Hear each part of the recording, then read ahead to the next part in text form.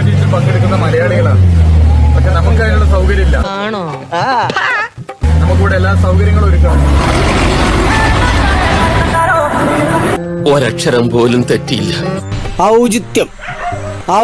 ഔചിത്യം എന്നൊരു സാധനമുണ്ട്.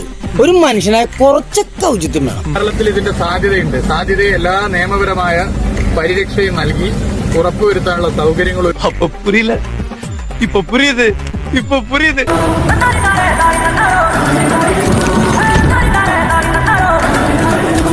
ഭയങ്കരൻ ബുദ്ധി തന്നെ.